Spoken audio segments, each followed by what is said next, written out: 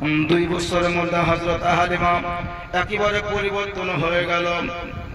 বড় লোক হওয়ার মতো হলো। ছাগলের পাল শুধু বেড়ে যায়, উট দোঘাল কোগা হয়ে যায়, গাছের ফল শেষ করতে পারে না, ছাগলের দুধ দইও শেষ করতে পারে না।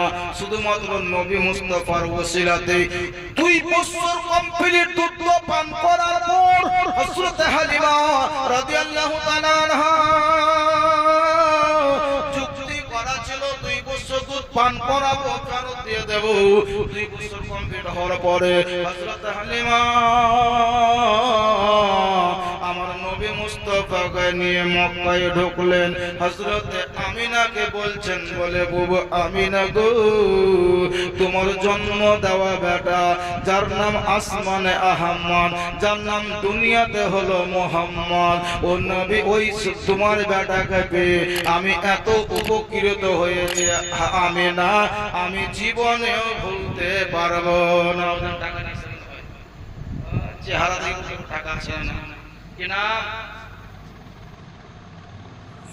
जब मैं छोटा था तब बिजली आती जाती रहती थी, और अब बिजली यही চেহারা দেখে টাকা আছে না কিনা।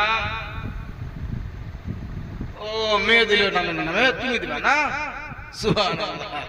দেখো মেয়ে দিয়েছে নানা নামে তো 500 টাকা 3 জন হবে না, যে বলে দেখ কত টাকা কোন দিকে খরচ করলেন বাবা।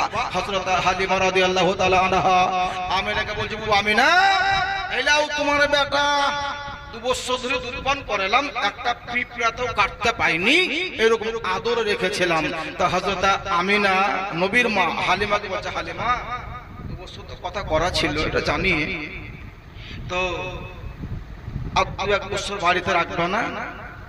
শুধুমাত্র হযরত আমিনা বলছে, হালিমা আর 2-1 বছর বাড়িতে রাখতে পারবে না।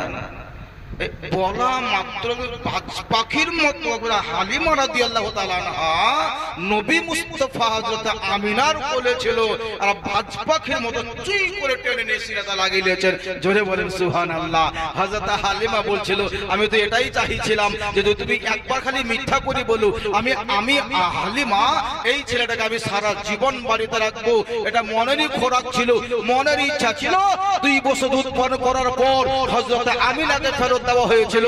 হযরত আমিনা রাদিয়াল্লাহু তাআলা আনহা বলেছিলেন, বলে হালিমা বর্তমানে মক্কার পরিস্থিতি খুব ভালো নয়, বিভিন্ন দিক থেকে অসুখ দেখা যাচ্ছে, শুধু বাচ্চা ছেলে বাড়িতে রাখতে গেলে অসুখ বেড়ে যেতে পারে, শুধু ওই সাফ সুতরা পারাগ্রামকে নিয়ে যাও, 2-4 বছর পর তোমার কাছ থেকে আবার ফেরত নিয়ে নেব।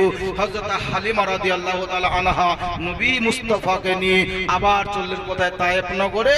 আর হযরত আমিনা রাদিয়াল্লাহু তাআলা আনহা তিনি থাকলেন মক্কার সাত জামিনে। বিরাদুল ইসলাম